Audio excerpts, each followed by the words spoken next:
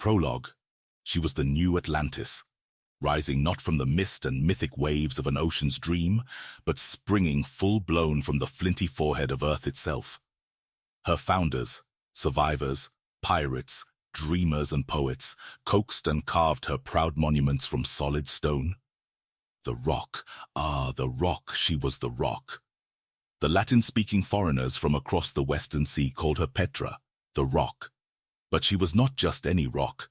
Her Nabitu builders named her Rakmu and Rekem, the one of many colors, embroidered one.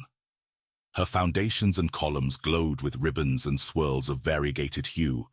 The colors of wine, cream, and blood banded her breast and loins.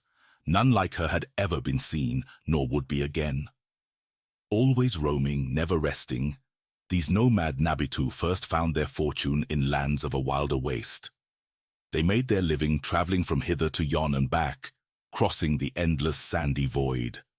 On the backs of camels they hauled the stuff of luxury from whence it came to those willing to pay a dear price.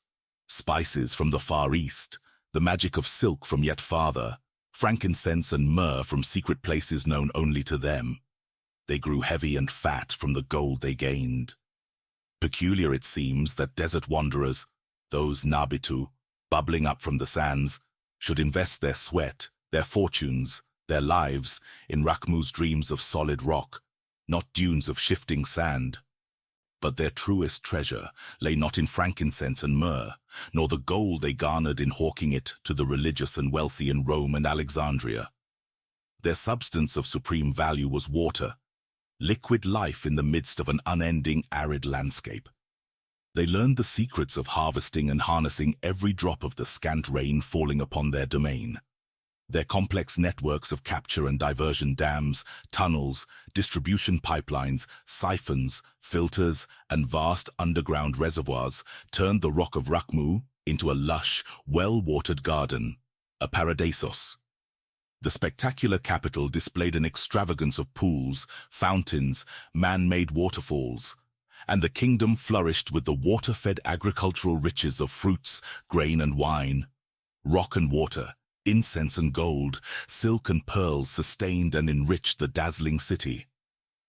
Under the benevolent hand of their king Heratat, called He Who Loves His People, the city rose to ever greater heights, and their women enjoyed a freedom and power unknown by their sisters in the rest of the world.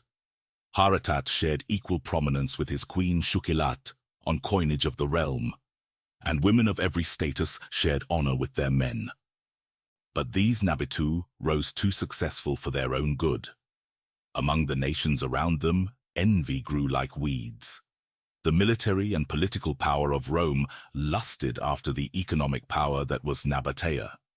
The intellect and religion of the Hellenes saw a people of primitive philosophy and provincial theology, and so sought to change the Nabateans' god, Dushara, into Dionysus, and the goddesses Uzza and Lat into Isis and Aphrodite.